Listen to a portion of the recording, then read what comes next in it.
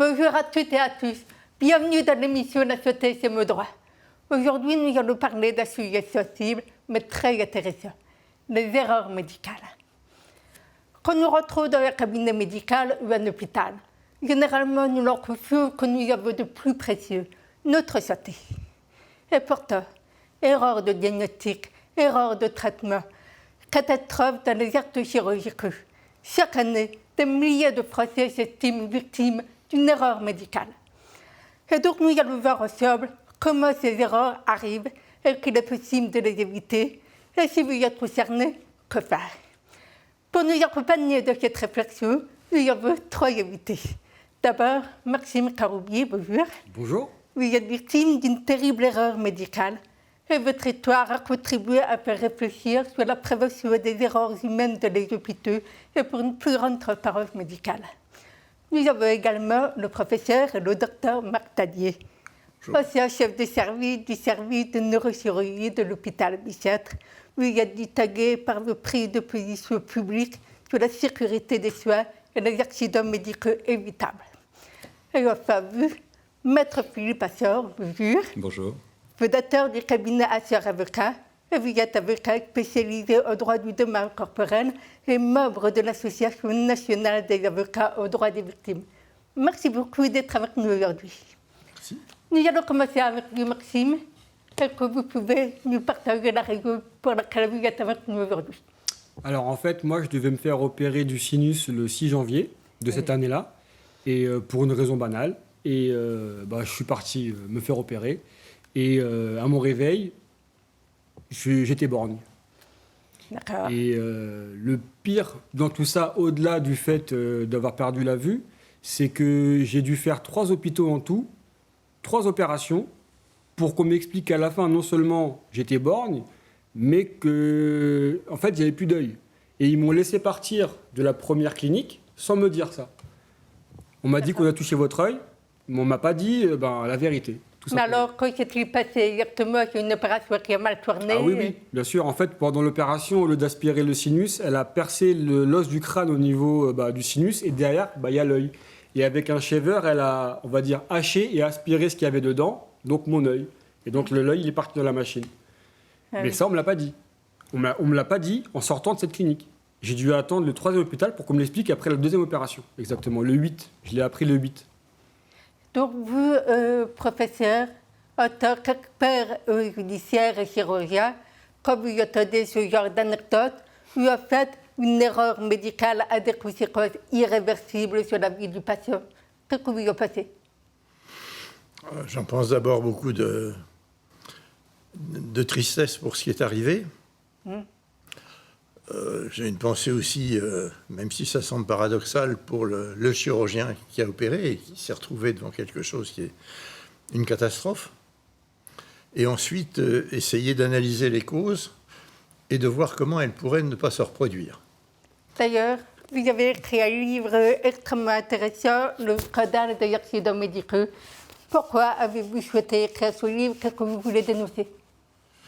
J'ai voulu écrire ce livre parce que je fais des expertises depuis 2002.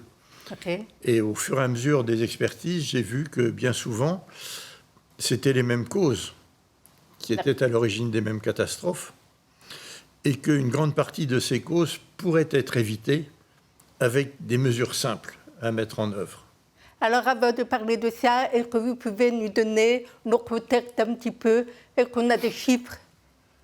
Oui, il y a des chiffres, et ces chiffres sont confirmés, si je puis dire, par le rapport de la Cour des comptes qui a été publié 3 semaines après la sortie de mon livre, sur le nombre d'accidents médicaux qui se situe entre 175 000 et 350 000 événements indésirables, sources d'accidents par an en France. Ah oui. Le nombre de décès ne figure pas dans le rapport, sauf il cite 4 300 morts de suite d'infections nosocomiales, c'est-à-dire supérieures au chiffre des accidents de la route. Or, les infections nosocomiales, si j'ose dire, ne viennent qu'en 4e rang dans les causes de décès par accidents médicaux. Ah. D'où le chiffre environ de 30 000 décès par an. Mais quand on entend ça, on a envie de vous demander mais qui est responsable de ça, et que ce soit le médecin, et que ce soit les hôpitaux, et que c'est le système. Alors, il y a toujours à l'origine une erreur humaine. D'accord. Mais ces erreurs humaines sont favorisées par notre système de santé actuel, D'accord.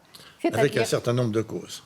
Mais c'est-à-dire C'est-à-dire déjà la politique de l'économie de la santé, plutôt que la politique de la qualité de la santé. Un exemple simple, pour faire des économies, on a réduit beaucoup le nombre de lits. Et donc, il n'y a pas de lit d'aval aux urgences, il n'y a pas de lit d'aval pour réhospitaliser les gens après une chirurgie ambulatoire. Et ça, déjà, c'est une des causes des accidents médicaux. Merci. Maître, est-ce que vous, de votre côté, vous avez constaté que le nombre d'affaires était en augmentation ces dernières années? Oui. Oui, c'est assez flagrant sur le terrain aussi. Oui, il y a une recrudescence et en fait, il y a une forme de cynisme dans ce qui se passe, c'est-à-dire qu'on voit bien que notre système de santé est en train de décliner, que les accidents médicaux sont en augmentation et qu'on pense au niveau des pouvoirs publics que les systèmes d'assurance et les systèmes d'indemnisation vont suffire. Mais chaque accident médical, c'est un drame personnel. Bah, complètement. Voilà. Et alors, j'aimerais bien, comme je vous ai sous la main, que vous m'expliquiez ce que c'est concrètement une erreur médicale et la différence entre une erreur et la conséquence qui peut arriver quand il y a une intervention médicale. Un aléa médical. Pardon? Ils appellent ça un aléa médical. Oui, tout à fait. Un aléa médical, merci. Oui, tout à fait. En fait, l'erreur médicale, elle est caractérisée par une faute qui intervient. C'est pas une faute. Une faute, c'est une maladresse, c'est une négligence, c'est un manquement aux règles et aux données acquises de la science. Voilà, c'est ça. Et quand il y a un manquement, une faute ou une négligence, la responsabilité professionnelle du praticien est engagée. Cette responsabilité professionnelle, fort heureusement, elle est couverte par des systèmes d'assurance qui sont obligatoires. Dans toutes les professions médicales, il y a un système d'assurance obligatoire. Mais il ne faut pas s'arrêter à là. En réalité, se décharger sur le système d'assurance, finalement, c'est un blanc-seing pour commettre les erreurs, pour multiplier les négligences. Et c'est en cela que le système peut devenir pervers. Et c'est ce que je dis, quand on a une recrudescence des erreurs médicales, eh bien, ça ne suffit pas de dire les assurances les indemniseront. Et je rejoins tout à fait le professeur Thaddée pour dire à quel point il est important aussi de faire de la prévention de la responsabilité médicale. Et vous, Maxime, avec ce qui vous est arrivé, est-ce que vous pensiez que c'était possible avant de subir cette intervention? Bien sûr que non, Non, même aujourd'hui, ça me paraît irréaliste. Et quand vous avez entendu le chiffre... Alors moi, je pense que le fait qu'il y ait une recrudescence des erreurs médicales, c'est pas qu'il y ait une recrudescence des erreurs, je pense qu'il y a de plus en plus de gens qui comprennent comment avoir une forme de réparation après. Parce que je pense pas, il n'y a pas plus d'intervention qu'avant. Je pense que les gens, ils sont juste un peu plus au courant grâce au réseau, à Internet, et que quand ça leur arrive, peut-être qu'ils ont un réflexe qu'ils n'avaient pas il y a 15 ans, ils prennent leur téléphone, voilà, j'ai fait ça, il m'est arrivé ça, qu'est-ce que je dois faire? Et là, l'IA peut lui répondre et lui dire, vous devriez essayer d'aller voir l'ONIAM, la CCI, l'Ordre des médecins, chose qu'on ne nous dit pas en fait. Et moi, je ne pense que ce n'est pas le système qui est mauvais, parce qu'il faut une réparation quand on se fait une erreur médicale. Je pense que pour moi, la base est mauvaise en fait. C'est-à-dire que quand vous vous faites opérer, on vous fait une décharge, il se passe ça. Une décharge, c'est normal. Parce qu'il ne faut pas confondre aussi l'erreur médicale avec un aléa médical. Par exemple, quelqu'un qui se fait opérer du genou gauche, et le mec, le docteur, le genou droit, c'est une erreur médicale. Par contre, quelqu'un qui fait 150 kilos, 30 ans, qui mange très mal et qui a un triple pontage, ça peut mal se passer. Il y a des risques. Et ça, ce n'est pas une erreur médicale. Mais par contre, quand il se passe une erreur médicale, pour moi, c'est à l'établissement et même encore plus au docteur de vous prendre par la main, pas de vous expliquer ce qu'il faut faire. Juste, voilà ce numéro-là ou ce site-là, allez expliquer ce qui s'est passé. Mais ça, le docteur, le médecin ne voudra jamais le faire Parce que le problème, on en revient aux assurances, c'est que si la personne, elle a, je ne sais pas combien il paye d'assurance par mois, mais s'il paye 2 000 euros par an d'assurance par mois, le chirurgien, s'il est reconnu coupable d'avoir fait une erreur, si sa prime d'assurance elle fait x4, bah, si le mec il doit dépenser 8 000 euros par mois pour pouvoir travailler, même si le mec gagne 20 000 euros, ça fait un delta énorme. Donc en fait, le problème, il est vraiment pécunier. Pour moi, c'est ça. Le vrai problème, pour moi, c'est ça. Est-ce que vous confirmez ce que vient de nous expliquer Maxime? C'est comme ça que ça se passe vraiment, ou c'est plus compliqué que ça? C'est pas le médecin qui va vous aider. Je crois qu'il faut développer la prise de conscience de la sécurité médicale. Pour éviter... Justement. Or, actuellement, comme vous le dites un peu, on est passé de l'absence totale de cette conscience de la sécurité à la culpabilité. Ça veut Si dire... bien que, comme vous le dites, un médecin ne va pas déclarer quand il lui arrive un événement indésirable. Alors qu'en fait, seule cette déclaration, son analyse et le retour d'expérience permettraient, comme dans l'aviation, d'éviter qu'elle ne se reproduise. En fait, comme ça, on tire les leçons pour par la suite améliorer globalement. Mais c'était comme dans l'aviation, quand il y avait un problème, on a parlé justement pour améliorer le processus. Et pas forcément. Dans l'aviation, c'est fait. Dans l'aviation, il y a un registre national des accidents. Mais dans les entreprises aussi. Mais en médecine, ça n'existe pas. Et si on prend le cas de ce qui est arrivé à Maxime, bon, je ne connais pas exactement, mais je devine. Donc, il est opéré d'une sinusite.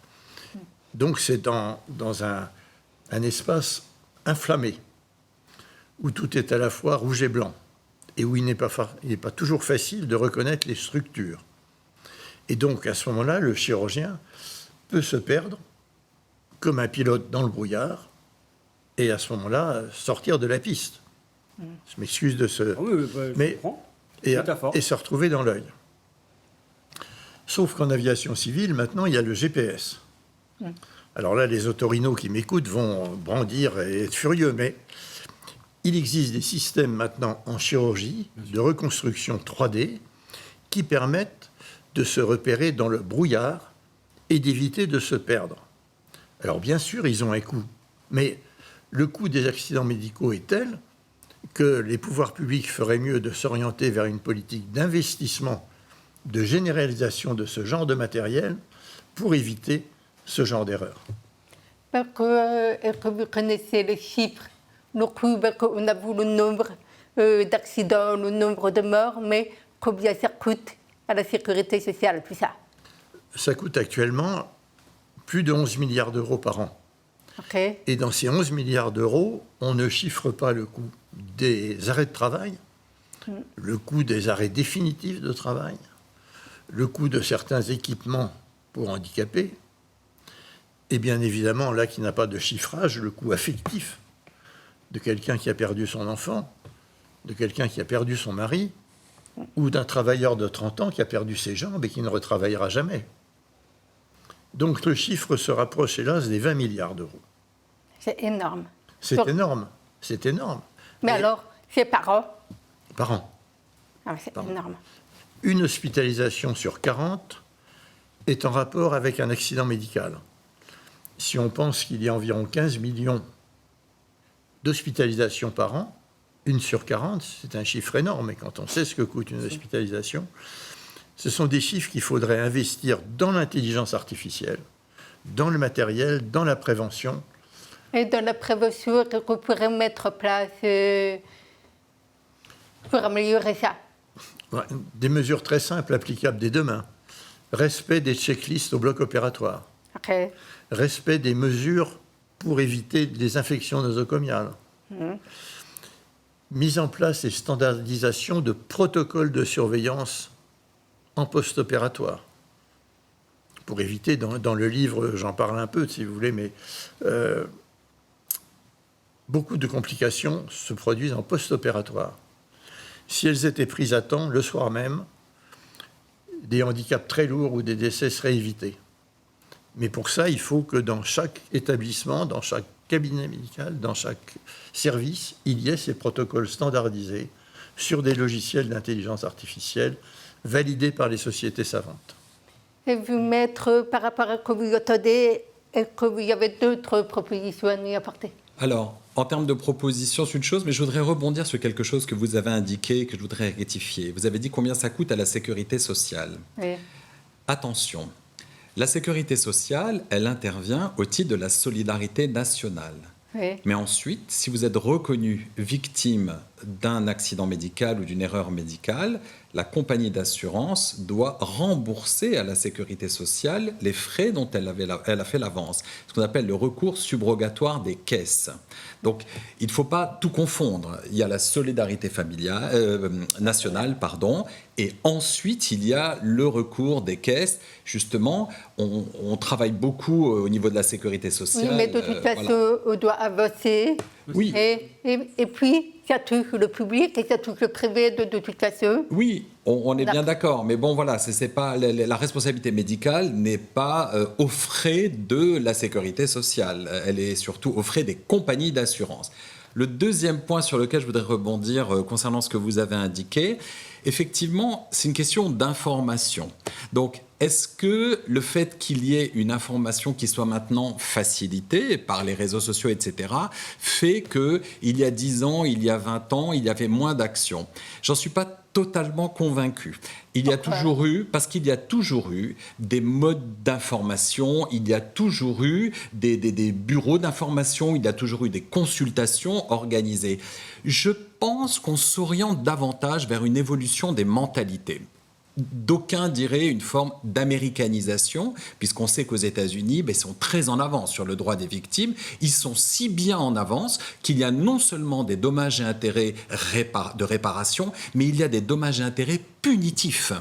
Donc, c'est un système encore plus avancé que le nôtre et effectivement, le droit des victimes de manière générale est en hausse dans notre société parce qu'il est davantage réparé, mais c'est un petit peu dans tous les domaines, que ce soit dans les domaines au niveau du pénal, avec l'avènement des MeToo par exemple, c'est quelque chose qui est considéré bien plus davantage qu'il y a 20 ans. Ben oui, la réparation du dommage corporel, elle monte en flèche parce que, voilà, il y a 20 ans, il y a 30 ans, une intervention qui ratait, quelque chose qui se passait mal et qui était pourtant de la responsabilité médicale, était souvent faute à pas de chance.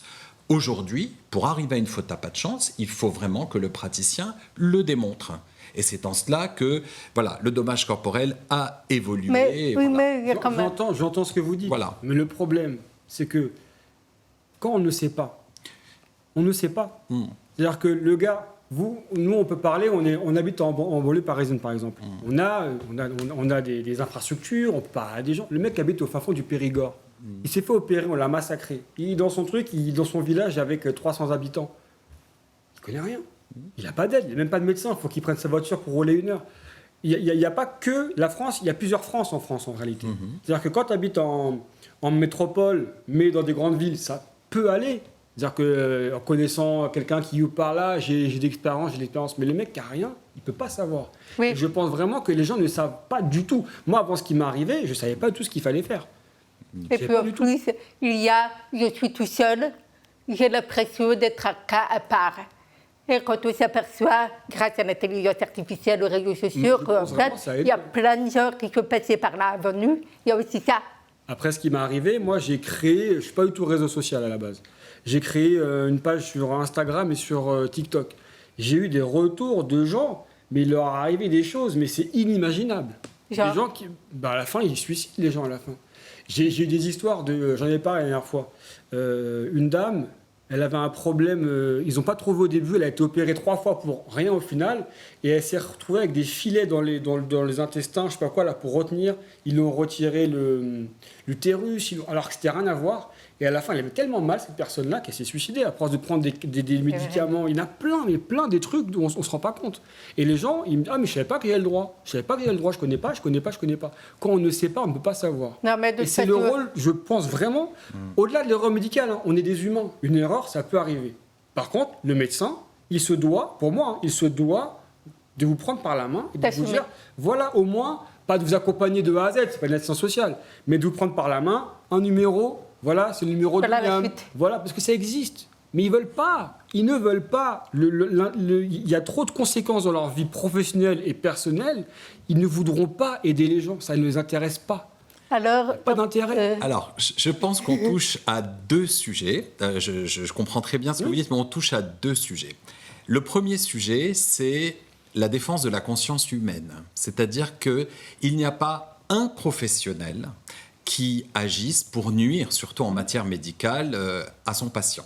Donc c'est extrêmement difficile. Voilà, il y a des cas C'est rarissimes. plus l'erreur médicale, du coup. Voilà. Moi, j'en ai reçu des gens qui Oui. ont eu des choses par des gens malhonnêtes. Heureusement. Dentistes, surtout les dentistes. oui, alors Ça, c'est pas de l'erreur Mais Ça c'est relève médicale. du pénal. C'est exactement Ça relève c'est du différent. pénal. Mais donc c'est rarissime, voilà. Et donc on peut quand même se dire que voilà, un praticien, il a énormément de contraintes. Hein. Il a celle-là aussi. Et à partir de ça, peut-être un tout petit peu tempéré, je pense que les praticiens n'ont pas qu'en tête le montant des échéances d'assurance, etc.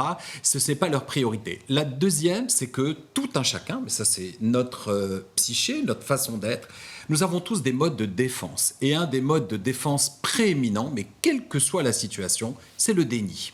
Le déni, c'est un mode de protection. Par exemple, quand deux personnes se disputent, quand deux personnes sont en conflit, elles sont souvent l'une ou l'autre, voire les deux, dans le déni. mais c'est Et la peur des effectivement- conséquences. Mais bien sûr, c'est la peur des conséquences, c'est un moyen de se protéger et même de se protéger psychiquement.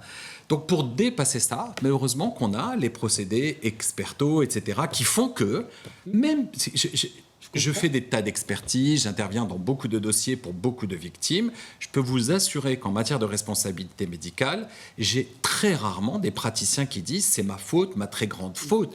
Très rarement. C'est bien, mais ce que vous dites, c'est valable pour un garagiste, pour moi. Parce que là, on touche à des objets. Donc un garagiste qui fait un truc pas bien, il va non, c'est pas moi qui ai abîmé l'embrayage, ah, laisse-moi tranquille. Mais là, on parle de vie humaine, Oui. on parle de gens. Oui. C'est des médecins, serment d'Hippocrate, tu te dois de prendre la personne par la main, encore une fois, pas de Alors, l'amener, oui, mais de elle peut- l'expliquer. Elle ne connaît pas pas le pareil. rôle des associations. Oui, il y a mais si vous voulez, il faut comprendre quand même. Ouais, On est médecin par vocation. Je veux dire, quand on sait la difficulté des études de médecine, on est rarement médecin par hasard. Donc, je comprends que ce qui vous est arrivé est extrêmement grave, extrêmement préoccupant.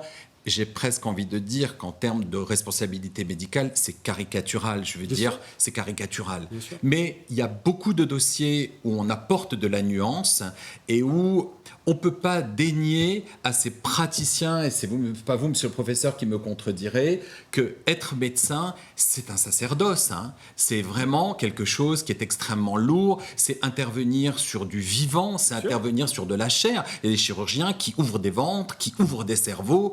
C'est pas rien, c'est pas donné à tout le monde. c'est ça. Il faut au moins leur reconnaître ça. Après, ils ont aussi une responsabilité civile. Peut-être que dans le cursus, et nous on s'y emploie, l'ANADAVI a développé dans le cursus des praticiens la partie juridique. Bon, on ne peut pas avoir toutes les casquettes. Hein. Mais alors, maître, une minute, est-ce que vous pouvez nous dire ce qu'il faut faire quand on se rencontre qu'on est victime? Quand Maxime se réveille, Oui. on n'a plus d'œil, qu'est-ce qu'on fait? Qu'est-ce qu'on fait? Alors la première chose, qui est un conseil de bon sens, c'est d'abord de s'occuper de sa santé. Et je pense que c'est exactement ce que vous avez fait. Vous êtes allé dans différents hôpitaux. Enfin, on vous a emmené dans différents hôpitaux. Votre famille s'est mobilisée sûrement pour vous. En tout cas, les praticiens que vous avez rencontrés après ont fait en sorte que votre état de santé soit le plus amélioré possible. Et je me doute que voilà, ce qui s'est passé étant irréversible, on a fait au mieux pour vous. Mais dans d'autres dossiers qui sont peut-être moins évidents, moins caricaturaux, il faut commencer par se prendre en charge soi-même. C'est la base. Donc, ça revient à la responsabilité du patient. En tout cas, ce n'est pas en termes de responsabilité, c'est en termes de commence par te défendre toi-même, par te battre pour ta santé, pour ta vie. Ça, c'est la base. Okay. Ensuite, il y a un dossier à constituer. Parce que la responsabilité médicale, vraiment dans le dommage corporel, elle a une spécificité. Déjà, dans tout le dommage corporel, il faut apporter des brouettes de pièces, des brouettes de justificatifs. Et ça, les gens ont du mal à le comprendre. Ils sont victimes, donc ils pensent que c'est déclaratif. Ça ne suffit absolument pas. Donc c'est énormément de pièces à collecter. quand on pressent qu'on est dans un dossier de réparation du dommage corporel, il faut aller même un peu plus loin. Par exemple, quand vous allez voir un praticien, demander un certificat de synthèse, d'un certificat d'étape pour dire voilà, je constate ce jour, voilà d'où il vient, voilà où on en est, voilà ce que je préconise, et garder tous les justificatifs, les ordonnances médicales, les factures, tout ce que vous avez pu faire, tous les praticiens que vous avez pu voir, conserver votre dossier. Et enfin, moi, je considère, et surtout en matière de responsabilité médicale, qu'il faut s'adresser à un avocat spécialiste en dommages corporels.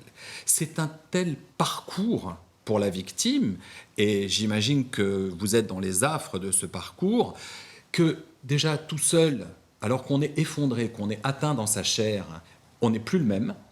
Si en plus, on n'a pas un pilote dans l'avion, je ne sais pas comment arriver à bon port. Donc, un praticien, avocat spécialiste qui lui-même va se battre avec des aléas judiciaires, des aléas professionnels, toutes sortes de difficultés, et qui va s'associer avec un médecin conseil, parce qu'il n'y a pas un dossier de responsabilité médicale où on ne peut pas avoir recours au médecin conseil, parce que c'est un tandem, c'est une équipe, pour faire reconnaître la responsabilité, aller au bout d'un procédé expertal. De toute façon, il y a des expertises. Aucun dossier de responsabilité médicale, d'ailleurs, même de dommages corporels en général, ne peut se régler sans une expertise et arriver au bout de la reconnaissance de la qualité de victime et de l'indemnisation intégrale qui est le principe en France. Merci beaucoup, maître. Vous me faites une magnifique introduction pour le pas de droit qui arrive.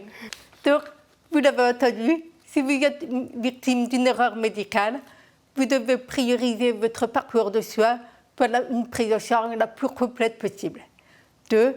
Conserver l'ensemble des justificatifs de suivi médicaux, les prescriptions, les orientations et demander des certificats de synthèse auprès des médecins. Et enfin, vous prenez bien un avocat spécialiste en dommages corporels qui, lui, choisira ensuite un médecin conseil pour vous accompagner. Donc, nous arrivons à la fin de cette émission et j'aimerais conclure en vous disant que l'erreur médicale est un sujet extrêmement sensible parce qu'il touche complètement à notre confiance.